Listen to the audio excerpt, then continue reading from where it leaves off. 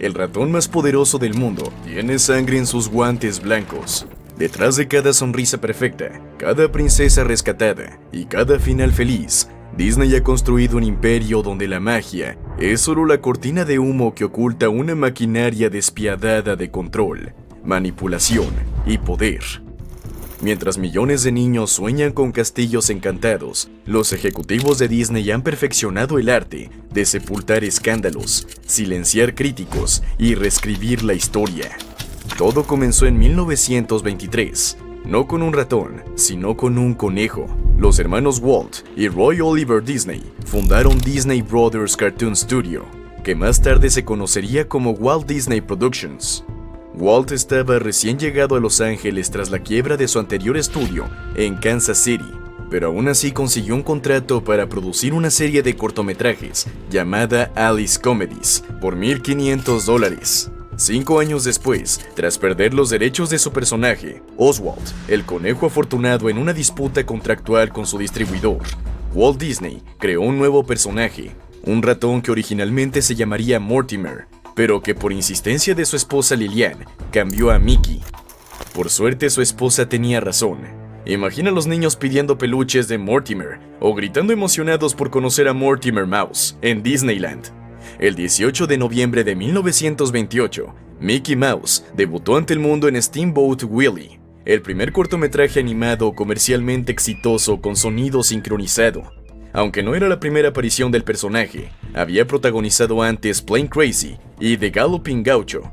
Fue Steamboat Willie el que cambió el juego para siempre. El público quedó fascinado con aquel ratón que silbaba mientras pilotaba un barco y creaba música golpeando animales como si fueran instrumentos.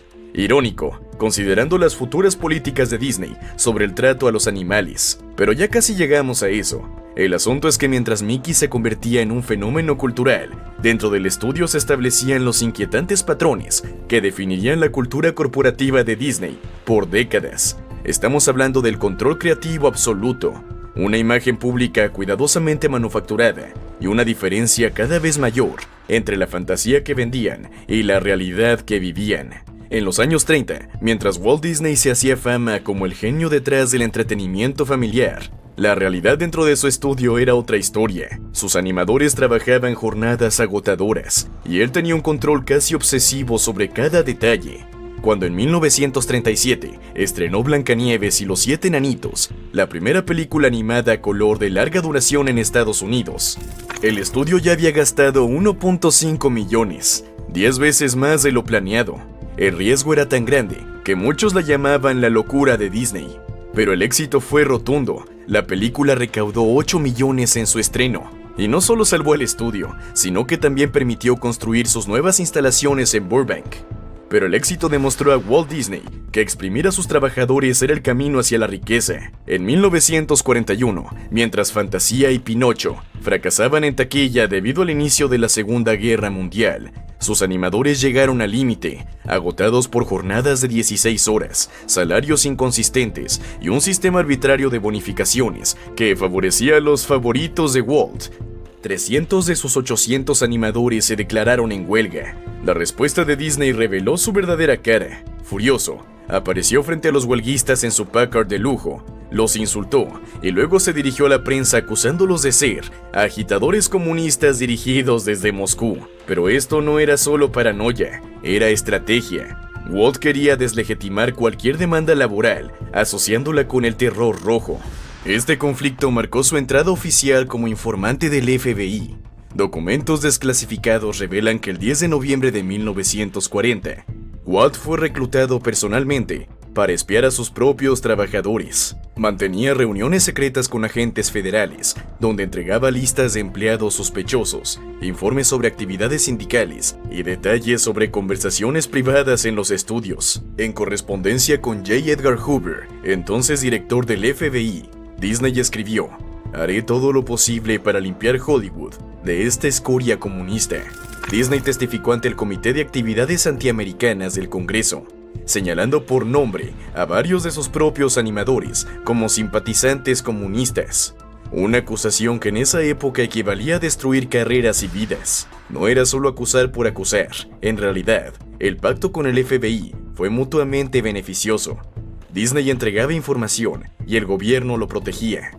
Se le permitió filmar en instalaciones federales restringidas, recibió contratos gubernamentales lucrativos y en 1954 fue nombrado oficialmente Agente Especial de Contacto, un título reservado para informantes de alto nivel. Su colaboración produjo varias películas de propaganda durante la guerra. Por ejemplo, Der Führer's Face, de 1943, presentaba a Donald Duck teniendo pesadillas donde trabajaba en una fábrica nazi. Walt mantuvo esta doble vida hasta su muerte, en 1966. Mago de los sueños infantiles por día, informante gubernamental por noche. Y esto reflejaba perfectamente la contradicción entre la imagen pública de su empresa y su oscura realidad interna. Pero este contacto tan cercano con el gobierno de los Estados Unidos le valió de algo, especialmente para salvar su propio pellejo, cuando finalmente el tío Sam se fue a luchar contra los alemanes. El estudio Disney fue ocupado por 500 soldados para proteger una planta cercana de Lockheed. Y en este momento, la Marina estadounidense solicitó a Disney que produjera más películas de propaganda bélica por $90,000. Lo que no imaginas es que la empresa estaba pasando por grandes dificultades financieras, así que este contrato fue un salvavidas.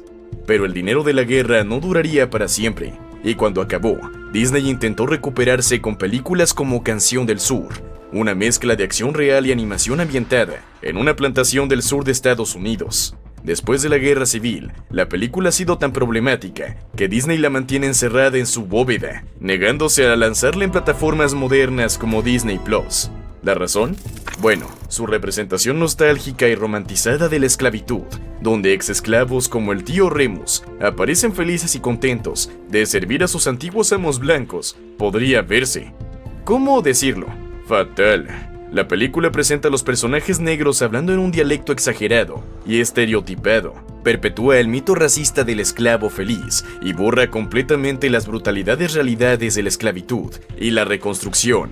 El personaje del tío Remus encarna el estereotipo del mágico negro, y cuya única función es entretener y ayudar a los personajes blancos con su sabiduría folclórica, sin tener una historia propia. Incluso la NAACP protestó contra la película en su estreno, llamándola una impresión desafortunada y desagradable de los negros.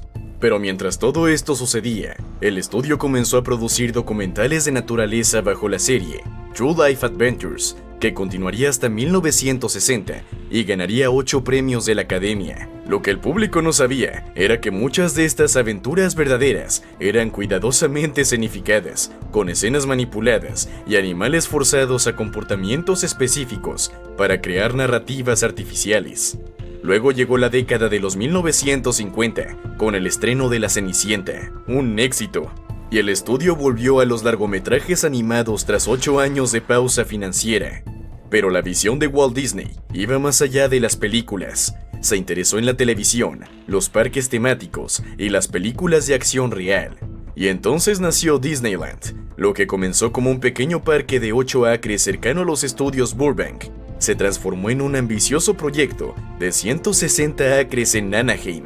Para financiar la construcción de Disneyland, que costaría 17 millones, Disney vendió su casa en Palm Springs y promocionó el parque con una serie de televisión del mismo nombre en ABC.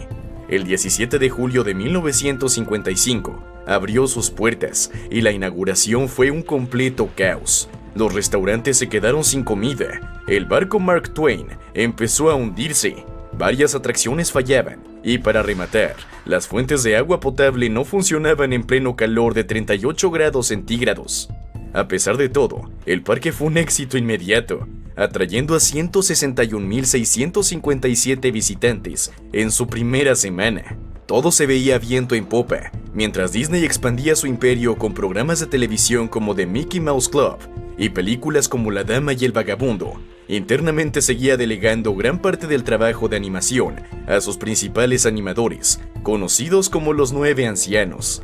La empresa producía un promedio de 5 películas al año durante las décadas de 1950 y 1960, pero luego llegaría aquel nefasto 15 de diciembre de 1966. Walt Disney moriría debido a un cáncer de pulmón. Él había sido tan central en la visión creativa y empresarial que muchos se preguntaban si Disney podría sobrevivir sin él. Entonces entró Roy O. Disney, el hermano de Walt, para liderar la empresa y completar el proyecto más ambicioso de Walt, Walt Disney World, en Florida. Y lo hizo. Bajo la dirección de Roy O. Disney, la empresa completó Walt Disney World, que abrió el 1 de octubre de 1971, con 10.400 visitantes el primer día. Pero escucha esto, apenas 2 meses después, el 21 de diciembre, Roy murió de hemorragia cerebral. Tras la muerte de los hermanos Disney, la empresa cayó en un bache tanto creativo como financiero. Don Tatum y luego Kurt Walker, ejecutivos cercanos a Walt y Roy, tomaron las riendas, pero sin la visión innovadora de Walt, el estudio de animación empezó a perder fuerza. Las películas ya no recaudaban como antes, los costos seguían subiendo y la empresa se volvió un blanco fácil.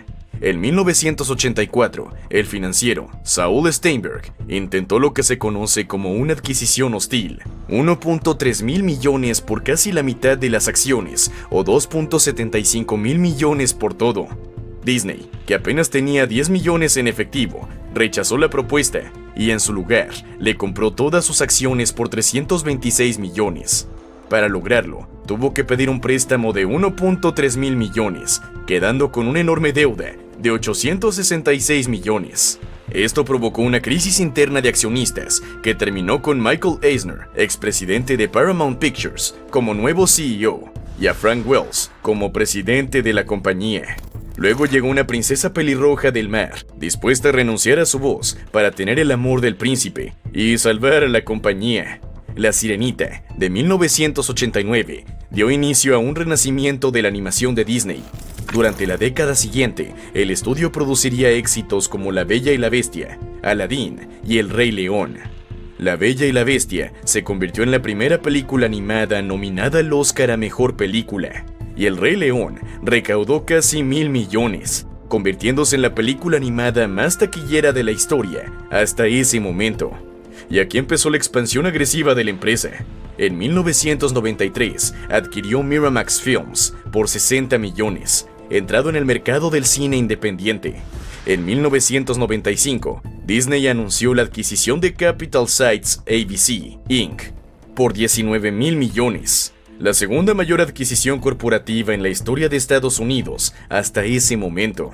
A través de este acuerdo, Disney obtuvo la cadena de televisión ABC, participaciones mayoritarias en ESPN e ESPN2 y participaciones en varios canales más. Un gran paso para una empresa que estaba al borde de la quiebra hace unos años. Pero incluso en medio del éxito, empezaron a aparecer problemas. En 1994, Frank Wells murió en un accidente de helicóptero. Katzenberg esperaba ser el siguiente en la línea, pero Eisner no estuvo de acuerdo y renunció. Después de su salida, Katzenberg cofundó DreamWorks SKG, que terminaría convirtiéndose en un rival directo de Disney en el mundo de la animación. Y sí, Shrek es un claro ejemplo de cómo DreamWorks se burla de Disney, pero esa es otra historia. En 1995, Disney se asoció con Pixar para lanzar Toy Story, la primera película animada completamente por computadora. Fue un éxito rotundo, recaudando 361 millones y cambió el rumbo de la animación en Disney, aunque también generó tensiones internas. Y es que a finales de los 90, la ambiciosa expansión de Eisner empezó a flaquear. Disney's California Adventure, inaugurado en 2001, no atrajo a tantos visitantes como se esperaba, y Disneyland París, abierto en 1992, seguía con problemas financieros. En 2003, varios accionistas se unieron en contra de Eisner, acusándolo de microgestión, malas decisiones en ABC, problemas en los parques y de convertir a Disney en una empresa fría y sin alma, sin un plano claro para el futuro. Incluso llegaron a hacer la campaña Save Disney para destituirlo, y así acabó su historia aquí, pero no fue el fin de los problemas. En marzo de 2005 entró Bob Iger, y al igual que su predecesor, comenzó a estirar la chequera. En enero de 2006 adquirió Pixar por 7.4 mil millones. En 2009, Disney compró Marvel Entertainment por 4 mil millones. En 2012, Lucasfilm por 4.05 mil millones, lo que incluía en el paquete Star Wars, Indiana Jones, así como el estudio de efectos visuales Industrial Light and Magic. y la desarrolladora de videojuegos LucasArts. Estas compras convirtieron a Disney en un gigante del entretenimiento, dejando atrás su imagen de estudio tradicional. Con su enorme catálogo de franquicias, la compañía empezó a lanzar películas que superaban los $1.000 millones en taquilla con regularidad. Pero faltaba algo más, y en 2019 lo consiguieron. 21st Century Fox por $71.000 millones. Esta adquisición incluyó a 20th Century Fox, Fox Searchlight Pictures, National Geographic Partners, Fox Networks Group, la emisora de televisión india Star India, el servicio de streaming Hotstar y una participación del 30% en Hulu, elevando la propiedad de Disney en Hulu al 60%. La empresa se había convertido en un monopolio virtual del entretenimiento. Ahora controlaba franquicias enteras como Star Wars, Marvel, Avatar, Los Simpson. Con la llegada de Netflix y el streaming, la compañía también se montó en la ola con Disney Plus. Pero no es aquí donde termina la historia. Disney siempre ha querido intentar mantener una imagen pública cuidadosamente cultivada, pero no siempre lo ha logrado. La obsesión de Disney por maximizar ganancias ha dejado una estela de sufrimiento global que raramente asociamos con el lugar más feliz del mundo. ¿Recuerdas esos adorables pijamas de Mickey Mouse y Pocahontas que fueron tan populares en los 90? En 1996, mientras las familias estadounidenses acurrucaban a sus hijos con estos productos, un informe del Comité Laboral Nacional reveló la cruda verdad. Fueron fabricados por trabajadores haitianos que ganaban 12 centavos por hora, apenas $1 al día, una violación obvia de las leyes laborales de Haití. Los testimonios describían trabajadores que literalmente se desmayaban de hambre mientras cosían sonrisas en las caras de personajes Disney. Eso fue hace casi 30 años, pero no mejoró la situación. En 2012, cuando Disney batía récords de taquilla con Marvel, el Instituto de Trabajo Global publicaba Juguetes del Infierno, exponiendo a las fábricas chinas que producían mercancía de Disney. En Shenzhen, trabajadores soportaban semanas de 117 horas en galpones sofocantes, donde los supervisores les gritaban constantemente. Dormían hacinados en barracones infestados, comiendo alimentos en descomposición, mientras fabricaban juguetes que prometían felicidad a niños del otro lado del mundo. Y si así trata Disney a las personas, imagina a los animales. La misma compañía que inmortalizó a Bambi fue acusada en 1989 de 16 cargos de crueldad animal en su parque Discovery Island. La investigación destapó caos de empleados disparando a halcones, golpeando buitres hasta la muerte con palos y destruyendo nidos y huevos de especies protegidas. 15 buitres muertos, hacinados en un cobertizo, sobrecalentado con comida y agua limitadas. Otros 72 buitres fueron encontrados confinados en un espacio diseñado legalmente para solo 3 aves. Para evitar ir a juicio, Disney negoció declararse culpable de un simple delito menor y pagó $95,000 en multas. El mensaje era claro: las vidas, sean humanas o animales, son simplemente otro costo operativo en el balance contable. Estas prácticas no son incidentes aislados, sino parte de un patrón consistente. Al igual que Walt colaboró con el FBI para mantener controlados a sus trabajadores, la corporación que construyó ha perfeccionado el arte de proyectar fantasía mientras opera con despiadada eficiencia. La hipocresía alcanza niveles asombrosos cuando analizamos el contenido mismo de Disney. Mientras predicaba valores familiares, producía películas plagadas de estereotipos raciales: Los Cuervos de Dumbo, caricaturizando afroamericanos; Los Pieles Rojas, salvajes de Peter Pan; Los Gatos Siameses, con rasgos asiáticos exagerados en La Dama y el Vagabundo. Todos perpetuaban prejuicios bajo el disfraz de entretenimiento inocente. Después de décadas negando estos problemas, Disney finalmente añadió advertencias en Disney Plus, reconociendo que estos estereotipos estaban equivocados entonces y están equivocados ahora, sin retirar el contenido ofensivo ni destinar ganancias a causas compensatorias. Y eso nos lleva a otro lado más oscuro. Entre los fotogramas de magia inocente se esconde un submundo de mensajes subliminales que la compañía ha insertado durante décadas.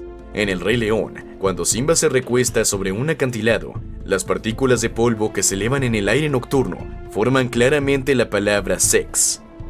Disney, acorralado por la evidencia, intentó la ridícula explicación de que las letras eran realmente SFX, supuestamente un guiño inocente al departamento de efectos especiales. La pregunta obvia: porque un departamento técnico necesitaría insertar su acrónimo en una escena crucial de una película para niños. La portada original de La Sirenita contenía algo que ningún padre esperaría en una película clasificada G: una evidente erección dorada en una de las torres del castillo submarino. Tan obvia era que Disney tuvo que gastar millones retirando el lanzamiento inicial y rediseñando el arte. ¿Un accidente en el departamento de diseño? Imposible, considerando los docenas de supervisores, artistas y ejecutivos que aprueban cada imagen antes de su lanzamiento. En ¿Quién engañó a Roger Rabbit?, los editores deliberadamente insertaron un fotograma donde Jessica Rabbit queda expuesta sin ropa interior, mientras su vestido se eleva durante una escena de baile. Niños de todo el mundo fueron expuestos a esta imagen camuflada como comedia para adultos, en una película comercializada para familias.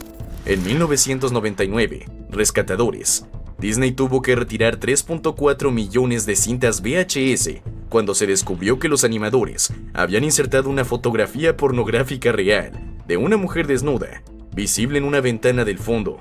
Esto no fue un error, fue una imagen real, fotográfica, deliberadamente insertada en postproducción. Disney admitió el hecho, pero nunca explicó cómo pasó, por su supuesto riguroso control de calidad. Y más allá del contenido sexual, otras imágenes perturbadoras han sido señaladas. Un supuesto suicidio en el jorobado de Notre Dame, donde un personaje parece caer hacia su muerte, formando brevemente una posición crucificada. O las controvertidas escenas de fantasía contenían centauros negros diseñados como sirvientes de centauros blancos, con labios exageradamente grandes y ojos saltones, perpetuando estereotipos raciales que Disney luego intentó borrar de la historia con reediciones. Estos no son deslices causales, una compañía que controla obsesivamente cada detalle, que revisa cada fotograma múltiples veces, que tiene equipos enteros dedicados a mantener la magia Disney intacta, no comete errores de esta naturaleza con tanta frecuencia. Estos mensajes fueron insertados deliberadamente, probablemente como una broma retorcida entre animadores, o algo más siniestro, un experimento de programación subliminal. No podemos decir con seguridad que sea, pero déjame decirte esto: la máquina de Disney no solo fabrica fantasías, también produce celebridades, y frecuentemente las consume.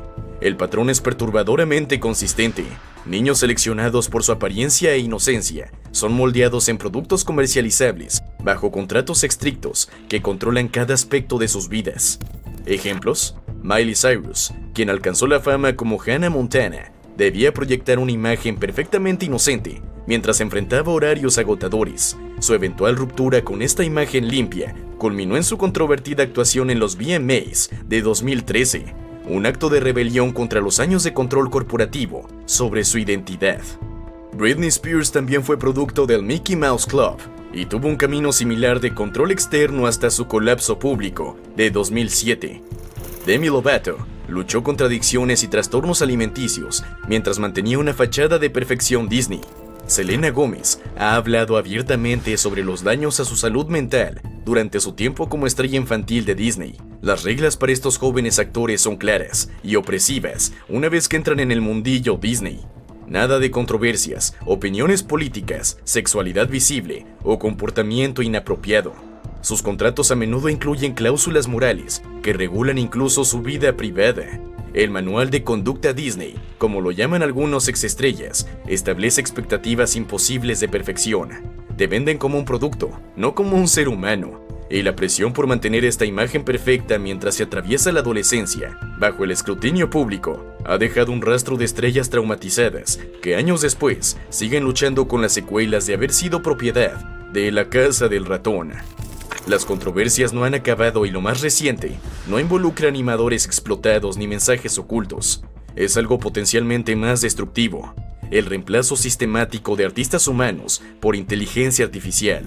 En 2023, Marvel Studios, propiedad de Disney, estrenó Secret Invasion, una serie que debería haber puesto a trabajar a docenas de artistas visuales para crear su secuencia de apertura.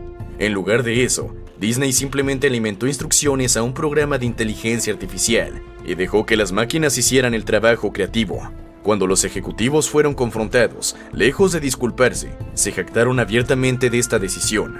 Ali Selim, director de la serie, declaró orgullosamente que usaron IA para mostrar el tono cambiante de los Skrulls. una excusa artística para lo que realmente era un simple recorte de costos. Lo que hace esto particularmente repugnante es que ocurrió precisamente cuando los guionistas de Hollywood estaban en huelga, luchando para proteger sus empleos contra la amenaza de la automatización por IA. Mientras Disney negociaba con una mano, con la otra ya estaba implementando exactamente lo que los creativos temían. Durante la huelga de SAG-AFTRA, salió a la luz que Disney había estado escaneando sistemáticamente a actores de fondo, esas personas apenas visibles en segundo plano, en producciones de Marvel, Lucasfilm y Disney Television. Les hacían pararse en plataformas giratorias mientras cámaras capturaban cada ángulo de sus rostros y cuerpos. Lo que no les decían era que estos escaneos se usaban para crear extras digitales mediante IA, que podrían replicarse infinitamente sin pagar un centavo adicional.